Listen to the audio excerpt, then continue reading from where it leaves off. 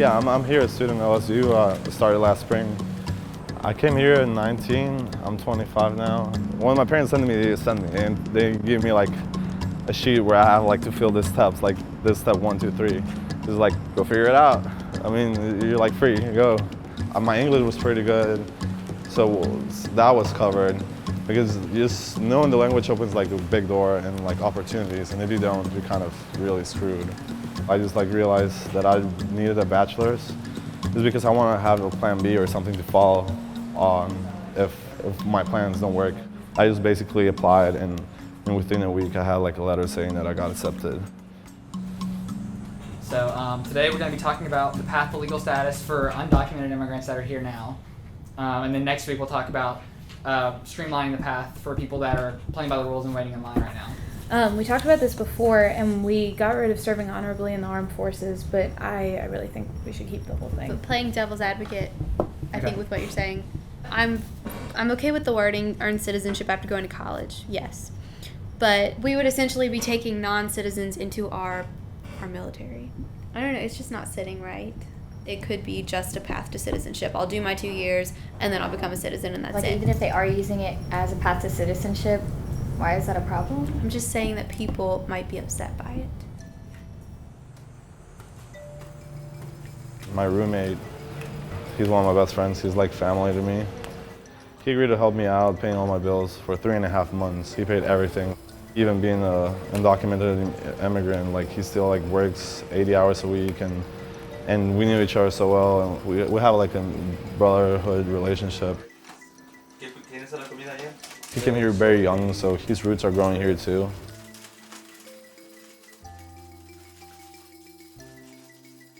A lot of people ask me, what is your future? In America, what is your future?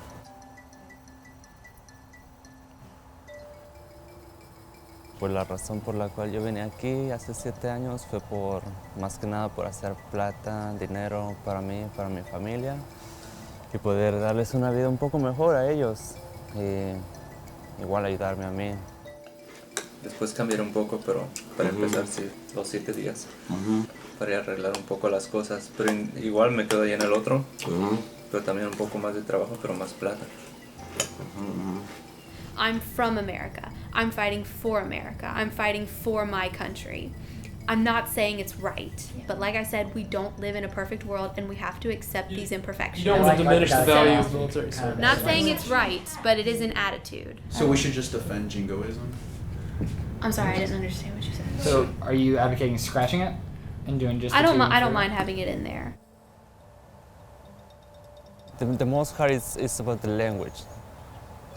You had to learn this language. It's even somewhat difficult for me. 4 years ago, I tried to go to school, but when they asked me about a lot of paperwork or whatever, I was like, no, never mind, maybe later. But after that, I didn't try again. But you know, everything is about the money, everything. Bills, family, money. The students here at LSU, most of them, like Latin Americans here, they come from wealthy families just because they're the ones that can afford it. From like Nicaragua, Honduras, El Salvador, Guatemala, Panama, parents have to pay out of pocket around, with living expenses and all of it, it comes to about $50,000 to $60,000 a year just for them to be here. So that means they come from like royalty compared to like most people. Omar, he's kind of stuck because if he stops working, he won't be able to support his family down there. So he might be living the American dream because that's like, I mean, he has a steady job, but not completely because it's just work related. He would like to go to school maybe to like study a little bit of business or like cooking because he's like really good cook.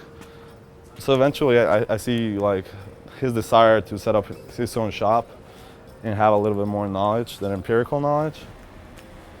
Yeah, the dark room is over here, so. I mean, but you also have the case of like Cuba, that if a Cuban like touches American land, he starts as a resident, but he's not illegal. So that's why they like always try to make it to the beach, because if they touch land, they're immediately refugees. Okay. So the Cubans are treated completely differently But than. Well, I mean, on that side, also, Mexicans, they cross the border. Yeah. They get caught. Cuba is a communist state. the average Cuban is fairly oppressed. That's not And true. I've that's been there. inaccurate. I don't like. I'm not saying that like it shouldn't be discussed, but I think that there's a path and a process for that.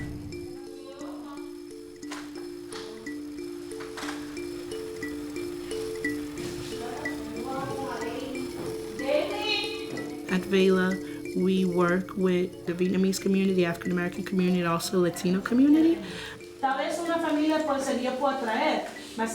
When other states surrounding us, like Alabama, changed their law about immigration, a lot of people just started coming to Louisiana. So Louisiana became almost like a safe haven. Before, when Hurricane Katrina was happening, everybody had jobs. Companies did not ask for verifying documents. But now that the city is rebuilt, what they're doing is just pushing them out.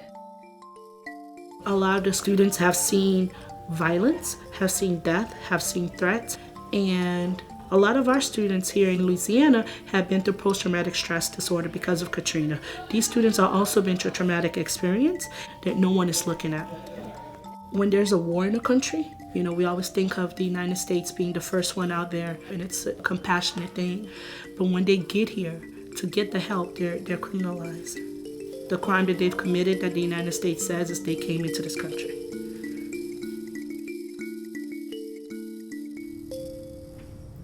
I mean, a lot of these countries, there's a lot of conflict, violence, drugs, drug-related wars, especially in Mexico.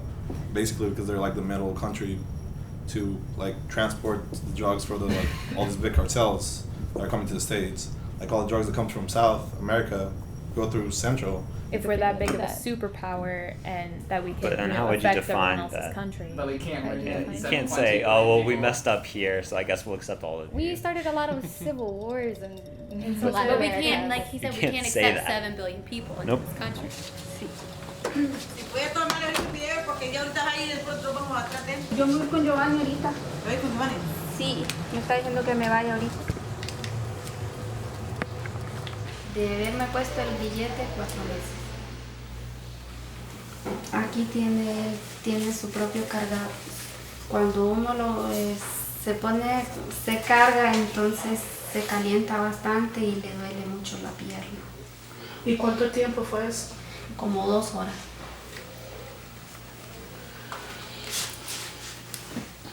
José, ¿no? Cuando me pusieron el grillete, no sabíamos a qué íbamos. Y cuando ya miramos que nos llamaron para colocarnos esto, fue un punto bien difícil. Porque ya esto solo se lo habíamos visto a las personas que tenían delitos mayores. Y nosotros nos sentimos mal, como que habíamos hecho algo malo, y no fue así. Todo fue bien difícil, saber que íbamos a andar con el pie como que éramos presas. So like in a problem in another country. It would be like if a civil war. So like happened. if they foresee it like 3 months ahead and they don't do anything and then they come over here. It would be that doesn't like count. if a country's been in famine for 100 years and then they try to come across like that, would just be considered illegal immigration. Okay. But I if don't a really understand. tornado or hurricane that. comes sweeping through their country, That would be unforeseen. And so Okay. like if you had Okay. a tsunami, like Yeah. that'd be refugee status. So what about like ongoing Like conflict? persecution. Is Yeah, not it's very would any valid. sort of conflicts be considered unforeseen?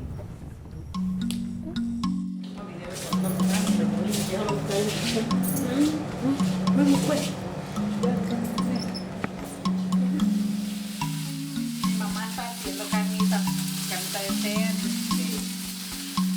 A veces me da dolor decirlo, ¿va? Porque yo lo viví, pues al ver mi situación que me pasó, mataron a mi esposo, ¿verdad?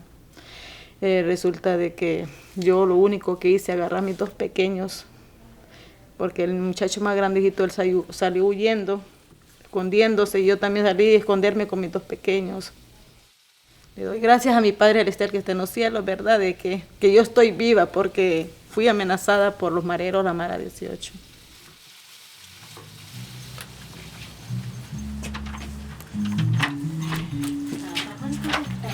Carlos, soy de La Ceiba, Honduras. Entré en el 2005, después de Katrina. Pues la ciudad estaba despedazada, casi muchos edificios en el suelo. Pues comenzamos a trabajar fuerte como todo hispano, como todo indocumentado que viene a trabajar duro aquí, a luchar para ver otra vez las casas de la gente paradas. Pues de repente la gente lo trata a uno muy mal, lo quiere humillar, de que uno no vale nada, cuando uno es el que viene a trabajar duro por la comunidad. Yo he hecho muchos trabajos aquí que no me los han pagado. Yo tengo por decir como unas 5 personas que me han quedado viendo como unos $15,000 de trabajo que yo he hecho, y en el tiempo de cobrarlo, pues como dicen que uno es indocumentado, lo que hace es decirle, pues bueno, les vamos a tirar migración, así que piérdanse. Aquí ustedes no tienen nada que hacer.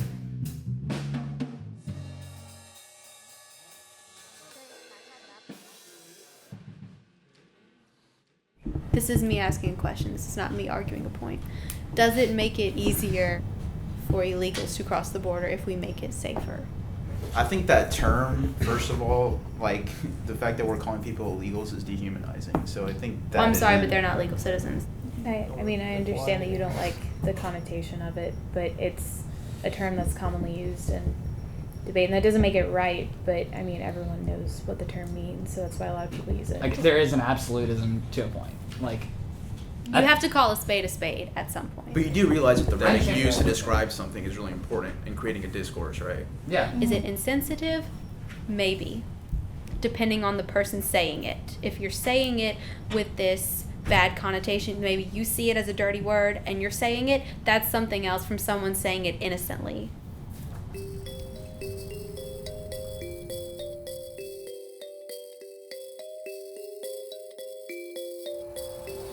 The American dream is supposed to be is to come over here, and people think that it's really easy when you move over here and you make a lot of money, a bunch of money, but it's so much different. They don't know how much you gotta risk or how much you gotta work for, or how much your life is gonna change. When you leave your house in Mexico, you gotta leave everything behind you, family, friends, your life. When I was on the border, I was afraid. Like, why the hell am I doing here? I was, why am I doing here? I think I'm not ready to do that, and I tried to go back, but I cannot. You cannot do that right now. At that moment, you cannot do that. People put money on you, people put everything on you, and you cannot go back.